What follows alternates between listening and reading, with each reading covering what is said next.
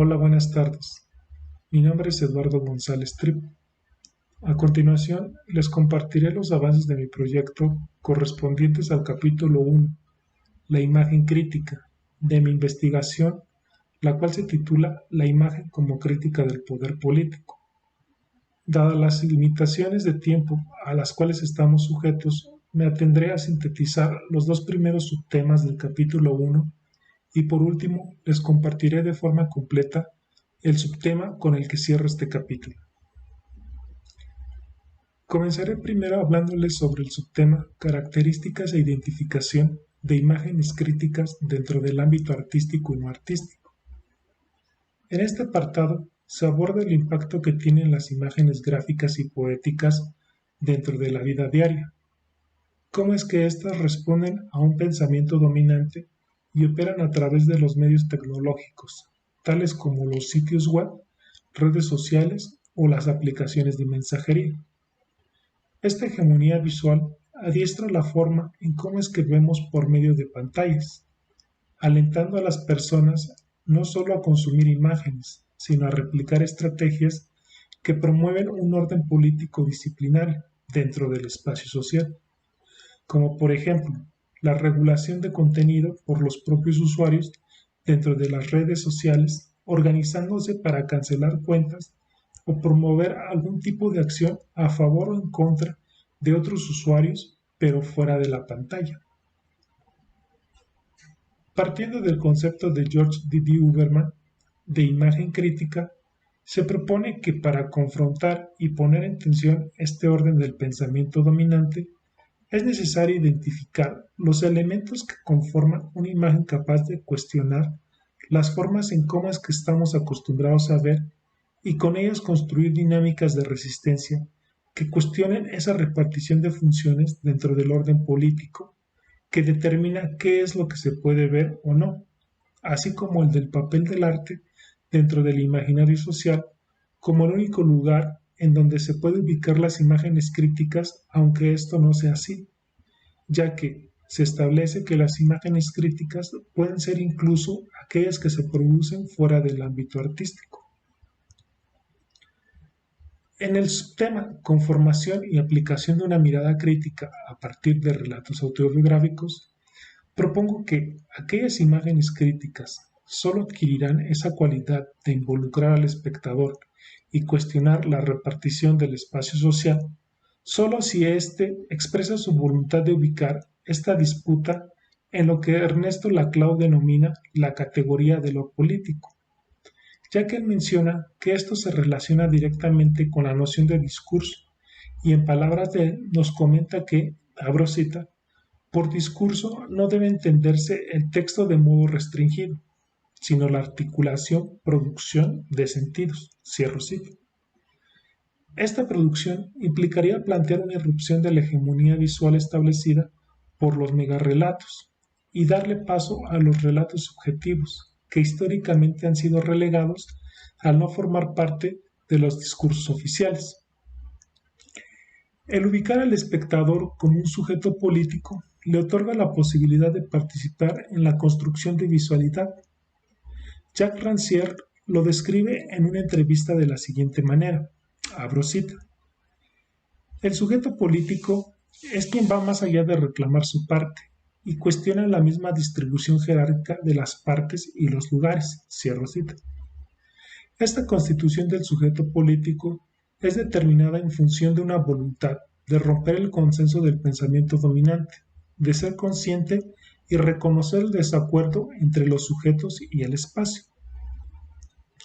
Por último, en el subtema el disenso como motivo gestor de la creación de imágenes, comienzo diciendo que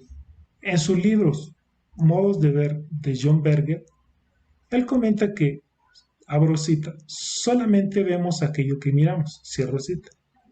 En ese sentido, la forma de mirar constituye un acto consciente, el cual nos sitúa en una relación con lo que pasa a nuestro alrededor. Este acto implica que, abro cita,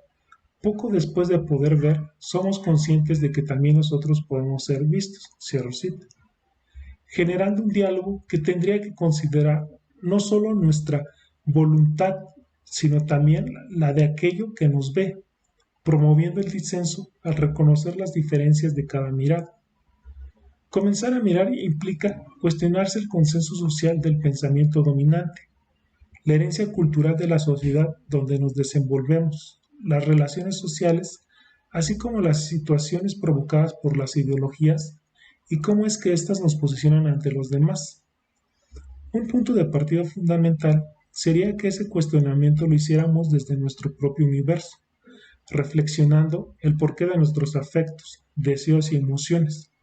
problematizando si lo que miramos como aquello que nos mira lo hace siempre etiquetándonos como un mero consumidor o como un sujeto político capaz de incitar un conflicto permanente con las condiciones que nos favorecen así como las que nos oprimen.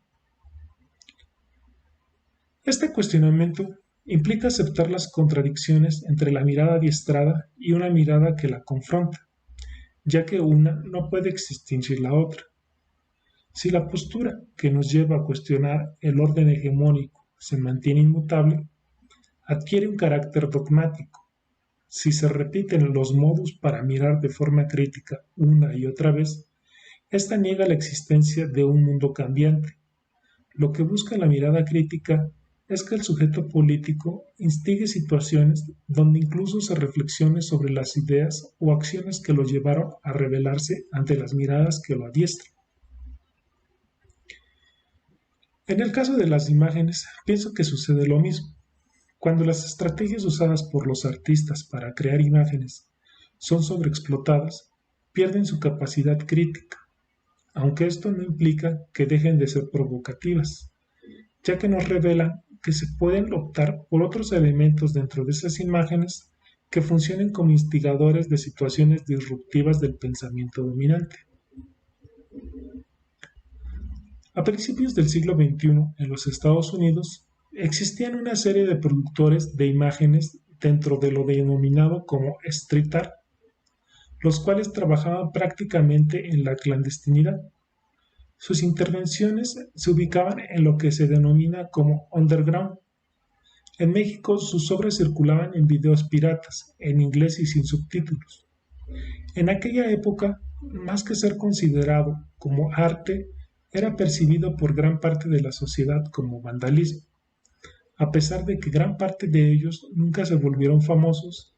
en aquellos videos en formato VCD aparecían dos artistas urbanos que actualmente se destacan, Shepard Fairey, pegando sus stickers y carteles con el rostro del luchador André el Gigante, y Caos, interviniendo los aparadores de las paradas de autobuses que contenían propaganda de productos de moda.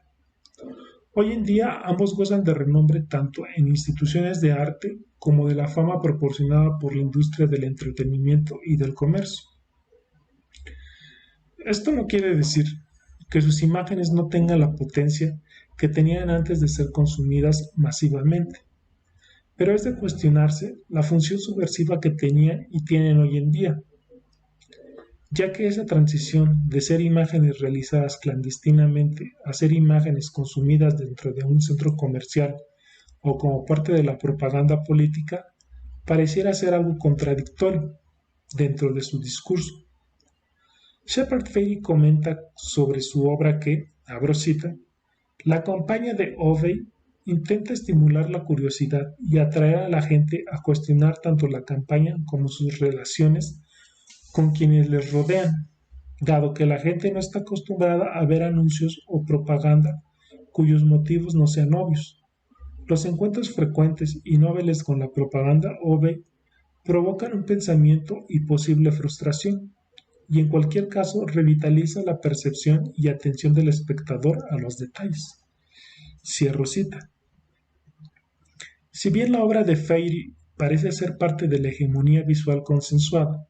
lo interesante es el de reconocer que abre la puerta a estrategias de producción y repetición de imágenes, generando una frustración del pensamiento ante las imágenes que debiesen ser críticas. Freddy Perlman comenta que, abro cita, los hombres encadenados a sus actividades del día a día solo pueden liberarse a través de sus actividades del día a día. El problema es que las actividades que encadenan a los hombres son históricamente determinadas y su reproducción requiere una mera repetición, al paso que las actividades que los pueden liberar tienen que ser proyectadas, ya que su realización exige actos creativos. Cierro cita. Esta creatividad forzosamente está ligada al disenso, ya que tanto en el mundo del arte como en el cotidiano, acciones que parecieran ser asimiladas o absorbidas por el pensamiento dominante pueden generar confrontaciones, dependiendo del contexto político de cada región. Esto requiere de una ruptura del pensamiento dominante y, como menciona Freddy Perlman, proyectar actos creativos ante las determinaciones históricas nos ayudará a confrontar el consenso, como por ejemplo en Brasil en el año 2017. La exhibición Queer Museu Cartografías de Diferença na Arte Brasileira, realizadas en el Espacio Santander Cultural en Porto Alegre, Brasil, fueron canceladas al denunciar faltas a la moral por abordar la diversidad sexual, así como el cuestionamiento a los roles de género. Por su parte, el artista Wagner Schwartz, días después de realizar su performance La Vete en la inauguración del 35 Panorama del Arte Brasileño en el Museo de Arte Moderno de Sao Paulo, recibió una serie de amenazas y acusaciones de incitar a la pedofilia por haberse desnudado ante un público diverso en donde se encontraban niños acompañados de sus padres. Ante el avance del pensamiento retrógrado y conservador de la ultraderecha, se nos convoca a reconsiderar de forma crítica las tácticas y la fuerza de ciertas manifestaciones artísticas que históricamente fueron asimiladas por el público, tales como las llevadas a cabo por el accionismo vienés, en donde lo grotesco, así como el uso casi pornográfico del cuerpo, se usaba para cuestionar los tabús morales, ya que después de esos episodios de censura en Brasil, curiosamente se desencadenaron una serie de manifestaciones por parte de artistas locales en donde se podía observar una provocación burda a las autoridades, llevando a cabo acciones en donde el desnudarse volvía a tener un protagonismo, adquiriendo un carácter irónico, burlesco, como si se tratara de un chiste. El discurso parecía estar en el límite de lo absurdo, al improvisar de forma tosca cualquier tipo de performance que pudiese incomodar a los grupos conservadores. El carácter satírico predominaba al parodiar el patriotismo, el machismo y las costumbres adquiridas en una sociedad que comenzaba a asimilar lo que más tarde se convirtió en un chiste de mal gusto, la elección de un presidente que a los ojos de una parte de la población era imposible elegir, dado que durante mucho tiempo era aquel personaje dentro de la política al cual se tildaba de loco. Parecía que la sociedad se preparaba para afrontar dicho mandato ensayando sus mejores chistes, o en este caso albures, ya que eran juegos de palabras explícitas y disimuladas, ya que se necesitaba de todos los recursos